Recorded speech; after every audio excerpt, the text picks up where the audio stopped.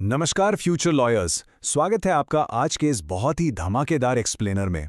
अगर आप SCM1 LLB के स्टूडेंट हैं ना, तो मेरी बात ध्यान से सुनिए। आज हम कवर करने वाले हैं कॉन्स्टिट्यूशनल लॉ 1 का यूनिट 4 यानी सेक्युलरिज्म। देखो, इस सेशन को हल्के में बिल्कुल मत लेना, क्योंकि ये आपके फाइनल एग्जाम में लिटरली सीधे 20 मार्क्स सिक्योर करवा सकता है। तो बिना किसी देरी के चलिए शुरू करते हैं। ये रहा आज का हमारा रोड मैप। पूरा सिलेबस कवर करेंगे। हम स्टार्ट करेंगे कॉन्सेप्ट ऑफ सेक्युलरिज्म से, फिर कॉन्स्टिट्यूशनल फ्रीडम ऑफ रिलीजन, उसके बाद माइनॉरिटी राइट्स फ्रेमवर्क, कुछ बहुत ही इंपॉर्टेंट लैंडमार्क केस लॉज और एंड में एक क्विक ओवरव्यू रिवीजन और एग्जाम रैपिड Q&A। एक भी पॉइंट मिस नहीं होगा। तो चलिए आते हैं यूनिट 4.1 पे, कॉन्सेप्ट ऑफ सेक्युलरिज्म। तो सबसे पहला सवाल, आखिर सेक्युलरिज्म है क्या? अगर बिल्कुल सिंपल शब्दों में कहूं तो सेक्युलरिज्म का मतलब है कि स्टेट यानी हमारी सरकार, उसका अपना कोई ऑफिशियल धर्म नहीं होता। सरकार सभी धर्मों को बिल्कुल एक समान देखती है। हर नागरिक को अपना धर्म मानने, उसकी प्रैक्टिस करने और उसका प्रचार करने का पूरा फंडामेंटल राइट है। और हाँ, इसके साथ साथ माइनॉरिटी कल्चर्स की रक्षा करना भी स्टेट की ही जिम्मेदारी है। अच्छा, इस कॉन्सेप्ट को ना एक बहुत ही इंटरेस्टिंग स्कूल प्रिंसिपल वाली एनालॉजी से समझते हैं। देखो, जो वेस्टर्न मॉडल है ना, वो एकदम स्ट्रिक्ट प्रिंसिपल की तरह है। वो प्रिंसिपल जो स्कूल में किसी भी रिलीजियस सिंबल या गाने को पूरी तरह बैन कर देता है। वहां धर्म सिर्फ आपके घर के अंदर तक सीमित है, एक स्ट्रिक्ट दीवार है, स्ट्रिक्ट सेपरेशन। लेकिन हमारा इंडियन मॉडल कैसा है? इंडियन मॉडल एक ऐसे प्रिंसिपल की तरह है जो कैंपस में दिवाली, ईद और क्रिसमस सब कुछ पूरे जोश के साथ सेलिब्रेट करता है। Equal respect. वो प्रिंसिपल बीच में तभी आएगा जब कोई बच्चा किसी दूसरे की क्लास डिसरप्ट करेगा। बस यही हमारा इंडियन मॉडल है। इस इंडियन मॉडल के ना 4 कोर पिलर्स हैं जो आपको एग्जाम में लिखने ही लिखने हैं। पहला, सर्वधर्म संभवा, यानी सभी धर्मों का समान आदर। दूसरा है प्रिंसिपल्ड डिस्टेंस, मतलब हमारे यहां कोई एब्सोल्यूट दीवार नहीं है, जरूरत पड़ने पर स्टेट इंटरफेयर कर सकती है। तीसरा, सोशल रिफॉर्म, अगर धर्म के नाम पर अनटचेबिलिटी या चाइल्ड मैरिज जैसी बुराइयां होंगी ना, तो स्टेट उन्हें डेफिनेटली खत्म करेगी। और चौथा, आर्टिकल 25 इंडिविजुअल राइट्स की बात करता है, आपका पर्सनल बॉन्ड, जबकि आर्टिकल 26 ग्रुप इंस्टीट्यूशंस के राइट्स की बात करता है। अब बढ़ते हैं यूनिट 4.2 और 4.3 की तरफ, कॉन्स्टिट्यूशनल प्रोविजंस और फ्रीडम ऑफ रिलीजन। देखो, इन कॉन्स्टिट्यूशनल रूल्स को तो आप बिल्कुल रट लीजिए। ये आपके लॉन्ग ऐसे आंसर्स का मास्टर ब्लूप्रिंट है। प्रियम्बल में 42nd अमेंडमेंट ने सेक्युलर वर्ड ऐड किया था। ये बेसिक स्ट्रक्चर है। आर्टिकल 25 आपको इंडिविजुअली अपना धर्म मानने की आजादी देता है। आर्टिकल 26 रिलीजियस ग्रुप्स को अपने इंस्टीट्यूशंस मैनेज करने का हक देता है। आर्टिकल 27 क्लियर करता है कि धर्म को बढ़ावा देने के लिए आपसे कोई टैक्स नहीं लिया जा सकता। हाँ, फीस जरूर अलाउड है। और आर्टिकल 28 उन स्कूल्स में रिलीजियस इंस्ट्रक्शंस पर स्ट्रिक्टली रोक लगाता है जो होली स्टेट फंडेड हैं। लेकिन ध्यान रखना, ये सब एब्सोल्यूट नहीं है। ये जो लिमिटेशंस वाला कॉलम है ना, इसको दिमाग में छाप लो। पब्लिक ऑर्डर, मोरालिटी और हेल्थ के ग्राउंड पर इनको रिस्ट्रिक्ट किया जा सकता है। अगर आप एग्जाम में ये फ्लोचार्ट ड्रॉ कराएं ना, तो एग्जामिनर लिटरली इंप्रेस हो जाएगा। इसको बोलते हैं एसेंशियल रिलीजियस प्रैक्टिसेस यानी ERP टेस्ट। होता क्या है, जब भी कोई कंट्रोवर्सी आती है, कोर्ट सबसे पहले पूछता है, क्या ये प्रैक्टिस उस धर्म का प्योरली स्पिरिचुअल कोर हिस्सा है?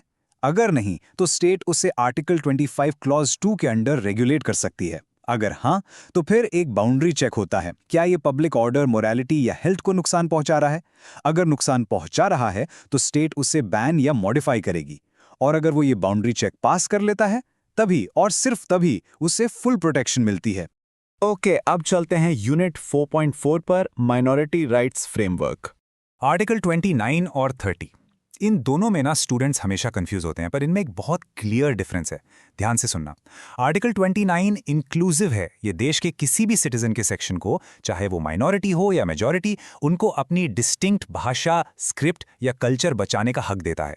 लेकिन आर्टिकल 30 एकदम एक्सक्लूसिव है। ये सिर्फ और सिर्फ रिलीजियस और लिंग्विस्टिक माइनॉरिटीज के लिए एक स्पेशल हथियार है, जिससे वो अपने एजुकेशनल इंस्टीट्यूशंस खुद एस्टैब्लिश और एडमिनिस्टर कर सकते हैं। पर एक बात यहां जरूर याद रखिए, आर्टिकल 30 का राइट एब्सोल्यूट नहीं है। सुप्रीम कोर्ट ने बिल्कुल क्लियर किया है कि administration is not mal administration. हाँ, माइनॉरिटी होने के नाते आप अपना कॉलेज जरूर चला सकते हैं, लेकिन आप बेसिक एकेडमिक स्टैंडर्ड्स, टीचर्स की मिनिमम क्वालिफिकेशन और सैनिटेशन के स्टेट रेगुलेशंस को बाईपास नहीं कर सकते। क्वालिटी तो मेंटेन करनी ही पड़ेगी। अब आते हैं उस सेक्शन पर जो आपको सबसे ज्यादा मार्क्स दिलवाएगा, लैंडमार्क केस लॉज। ये हमारे सेक्युलर स्टैंडर्ड्स हैं। सबसे पहले S R Bommai versus union of India 1994। Conflict ये था कि कम्युनल राइट्स के बाद सेंट्रल गवर्नमेंट ने कुछ स्टेट गवर्नमेंट्स को डिसमिस कर दिया था। स्टेट्स ने कहा भाई ये तो पॉलिटिकल अब्यूज है, पर वर्डिक्ट क्या आया? 9 जज बेंच ने एक हिस्टोरिक फैसला सुनाया कि सेक्युलरिज्म हमारे कॉन्स्टिट्यूशन का बेसिक स्ट्रक्चर है। अगर कोई स्टेट गवर्नमेंट सेक्युलर प्रिंसिपल्स के खिलाफ काम करेगी तो सेंटर बिल्कुल स्टेप इन कर सकती है। यह बिल्कुल जस्टिफाइड है। दूसरा बहुत बड़ा केस है टीएमए पाई फाउंडेशन केस 2002। यहां मुद्दा आर्टिकल 30 का था कि private unaided minority professional colleges में गवर्नमेंट कितना इंटरफेयर कर सकती है। तो 11 जज की बेंच ने तय किया कि स्टेट एकेडमिक एक्सीलेंस इंश्योर करने के लिए रीजनेबल रेगुलेशंस लगा सकती है। और इस केस का सबसे इंपॉर्टेंट टेक अवे बताऊं, माइनॉरिटी स्टेटस नेशनल लेवल पर नहीं बल्कि स्टेट लेवल पर डिटरमाइन किया जाएगा। और अब आते हैं 2017 के शायरा बानो केस पर, जिसे हम सब ट्रिपल तलाक केस के नाम से जानते हैं। यहां डिफेंस ने क्लेम किया कि ट्रिपल तलाक को आर्टिकल 25 के अंडर प्रोटेक्शन मिलनी चाहिए, लेकिन सुप्रीम कोर्ट ने बहुत क्लियरली रूल किया कि कोई भी ऐसी आर्बिट्रेरी और हार्मफुल रिलीजियस प्रैक्टिस जो औरतों की डिग्निटी के खिलाफ है, उसको आर्टिकल 25 का फायदा नहीं मिल सकता। राइट टू इक्वालिटी यानी आर्टिकल 14 और राइट टू लाइफ यानी आर्टिकल 21, ये हमेशा फ्रीडम ऑफ रिलीजन से ऊपर ही रहेंगे। ओके क्लास, अब एक सेकंड रुको और इस गोल्डन की स्टेटमेंट का स्क्रीनशॉट ले लो। सच बता रहा हूं, अगर आप अपने लॉन्ग ऐसे के इंट्रोडक्शन में ये सेंटेंस लिखाते हैं ना, तो एग्जामिनर फ्लैट हो जाएगा। The jurisprudential matrix of Indian secularism rejects the static Eurocentric model, opting instead for a dynamic framework of positive neutrality and principled intervention.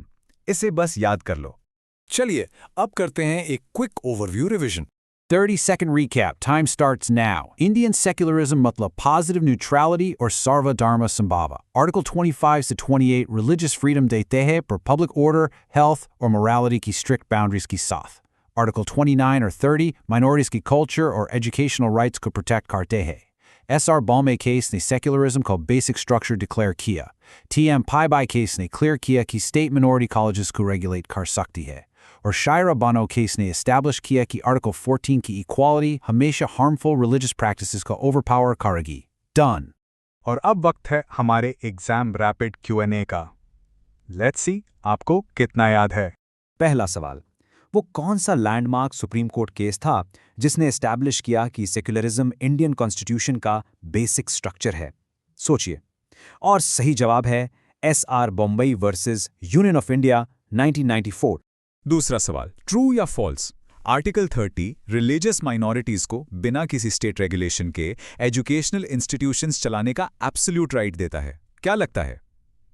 ये बिल्कुल फॉल्स है। Administration does not mean mal administration.